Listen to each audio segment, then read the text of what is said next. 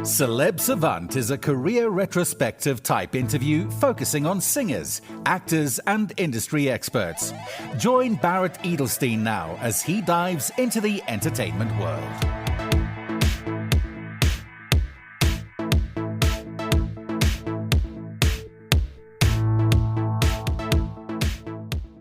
Muroki is a Kenyan, New Zealand soul pop musician, singer and songwriter who's currently based in Berlin. With a string of super chill bangers under his belt, including the platinum hit Wavy, he is delivering on the promise that saw his self-released debut picked up by Benet and played by Elton John on his Rocket Hour radio show back in 2020. Signing to Benet's Olive Records label, Muroki released the Dawn EP in 2021, which included the notable Wavy, a song that hovered around the top of the charts on Spotify, radio, and Shazam on both sides of the Tasman. Muroki's second EP came in 2022. Heading East featured the dance floor heater Find Me and another tasty selection of roots pop. He headed out on 2 tours to Australia, performances in LA and Berlin, 2 more national tours of Aotoria, and numerous festival appearances. After his international travels, 2023 saw him release the single Sweet Lime and Watching Movies. He returned to Australia to play another tour and then prepared for his next release, the Time Zones EP. Time Zones featured a new collaboration with Benet, the Infectious Love Cocoon, collaborations as diverse as Nisea, Floidus, Leisure and Benet show that Muroki can lend his natural vocal flow to any number of styles. On stage and record, Muroki is emerging as a shining talent, bringing a growing audience to his soulful sound. Up next on Celeb Savant, we've got Muroki. Where in the world are you and how are you doing? I'm doing great, thank you. And I am currently in Auckland, in New Zealand. Yeah, just about to fly back to Berlin, actually. So are you based in New Zealand or in Berlin? I'm based in Berlin at the moment. Oh, yes. Okay. How did you choose the stage name Muroki? Obviously, that's your first name, but what was this decision? Okay, just that name will be my stage name. I think you're out of general ease, to be fair. Like, I was kind of toying around with some names, and I think it was actually a mate of mine, an old bandmate I used to play in a band with. You know, he was like, "Oh, why don't you just use your name?" And I was like, "Yeah, that's actually a great idea. I might just do that. Saves me trying to, I don't know, go around in circles trying to figure out something cool." So yeah, I just used my name. Okay, so now let's rewind. At what age, whether as a child or teenager, did you think, okay, I want to be in this music world, and what was the journey from there? I think like I started playing guitar and stuff from quite a young age, from about maybe 8 years old, and then I think I got obsessed with it, you know, from really young. And I always thought I was going to be a guitarist, you know. I was like, I'm just going to be like Tommy Emmanuel or something. I was really inspired by that guy. But it wasn't until I was about 14 years old I discovered the world of recording with GarageBand, and I started recording some songs, and I was like, oh man, this is how they do it. And kind of from that point on, I've just like dedicated like everything to just continue doing that. Yeah, I love it. Diving into discovering GarageBand and then deciding to be professional, what aspects of the professional music career surprised you that you did not realize would be part of the process, which actually is? That's a really good question. What surprised me? I don't know. I didn't get too surprised by much. Maybe the unknownness surprised me. Like, there's this kind of thing that we have where I didn't really know what I was doing, and I thought at some stage I would know what I'm doing. And I've kind of come to the conclusion that you never really know what you're doing. Yeah, like specifically with like songs, like there's no right or wrong way to do something. How things connect with people is completely out of your control to a certain degree. And yeah, I think that's what has surprised me the most, I'd say. When a song hits and the people respond to it in a certain way, in every situation and every experience in life, there's that whole comparison or comparative of things. How have you dealt with the situation of This song was a hit. Now we need to recreate that pattern so that the next songs will hit the same way that those songs have. Yeah, that's a dangerous hole I've got into in the past.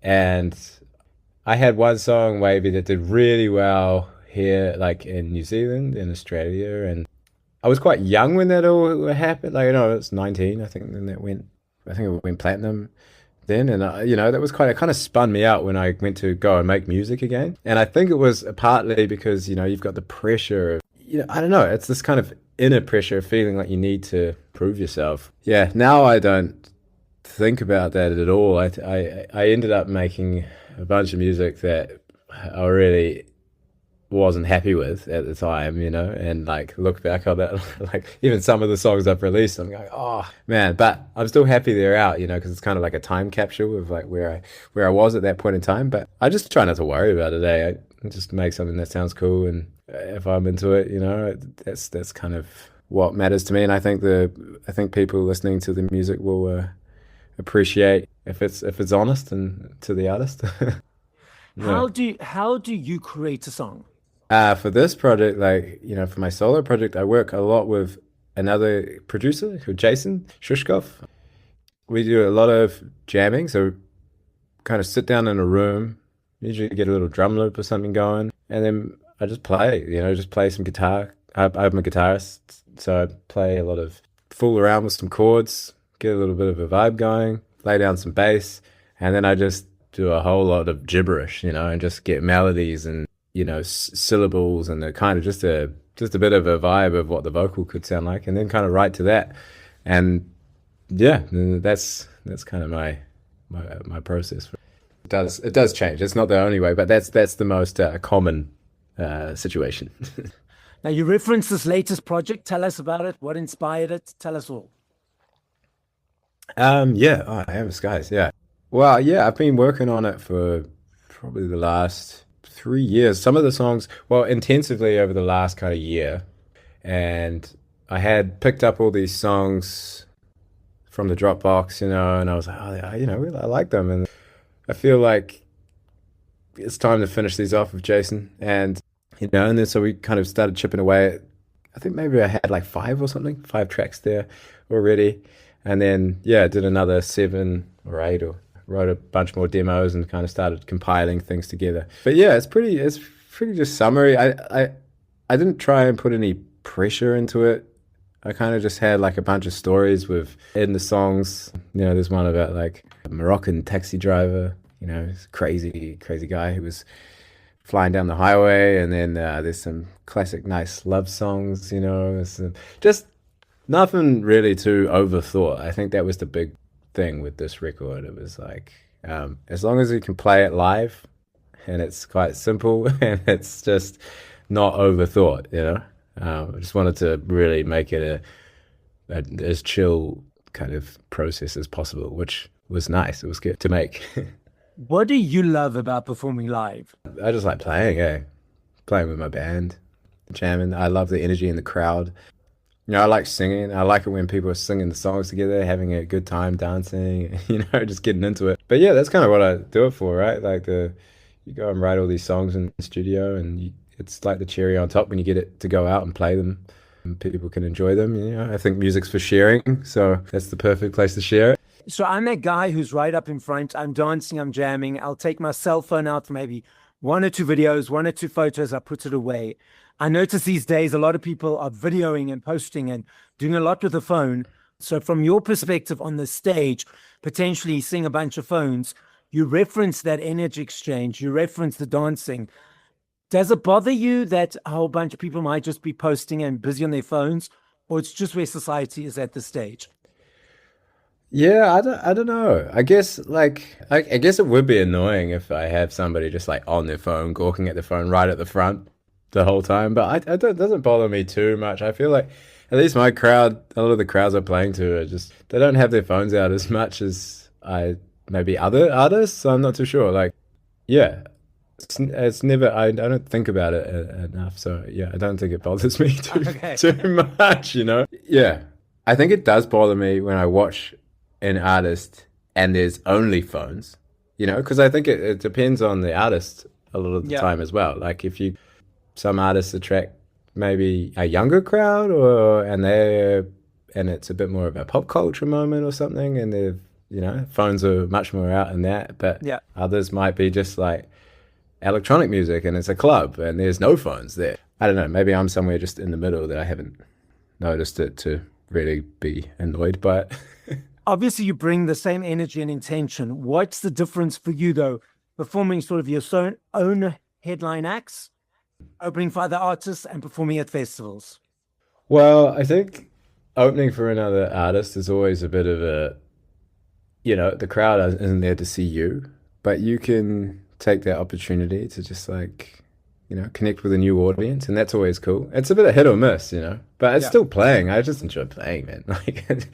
Getting the opportunity to just be able to play is great. And my favorite is like my own headline shows, because people there, they sing the songs. I was just in Australia, and that was I did my first sold out Melbourne show, and that was pretty special with everybody singing the words and stuff, and that energy is pretty cool. And then festivals is a whole new thing as well. I really enjoy hanging out with all the other acts and stuff, with like-minded musicians. Backstage is pretty cool. And then not all the time, but usually there's bigger crowds. So, sometimes you get a big crowd, and they might be a new audience, but they're just there for a good time. Festivals are great. Yeah, I just love it all, man.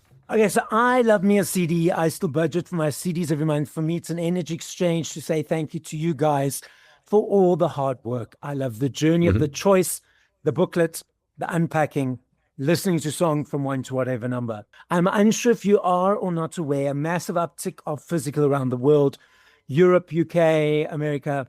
I was reading an article in Variety magazine, or Digital Variety, that last year in the US, $1.04 billion spent on vinyl, bigger since 1983. A couple of years ago in the UK, 5.9 million vinyl sold, the biggest since 1993. Last year, also in the UK, there's a basket of products that they gauge exchanges on. There needs to be a high number of exchanges happening daily for them to monitor it, a specific product, and they monitor it for tax purposes. Because of the upsurge of CDs again, CDs are now in the basket. And the research of all of this is that it's showing that it's the teenagers diving into this world, not the older nostalgic people. Then we have Spotify and the DSPs that people listen to music on. What are your observations of the landscape at the moment? I just think people are kind of wanting more physical and real and live music.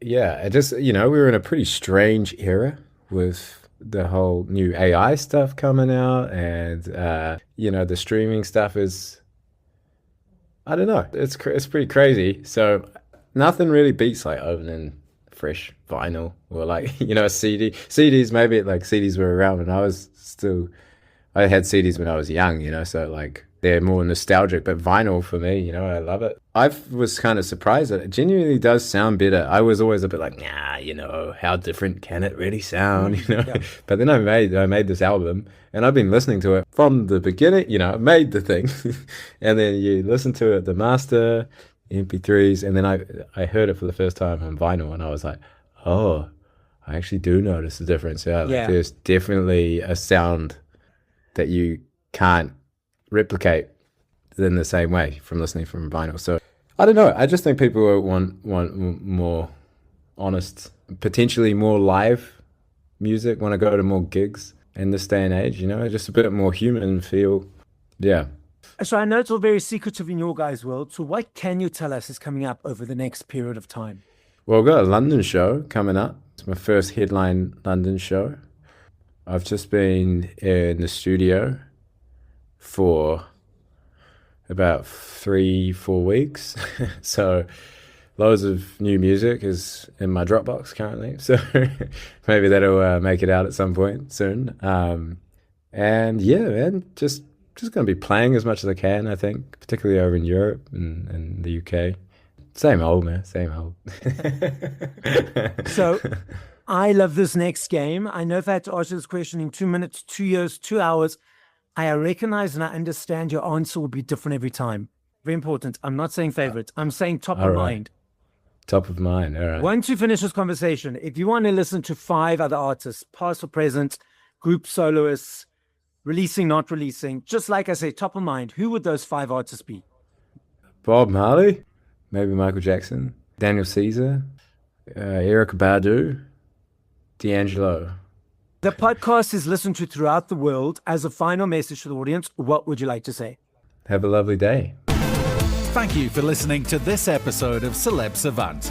Please follow Barrett on TikTok, Instagram, YouTube, and Facebook at Celeb Savant. That's CelebSavant.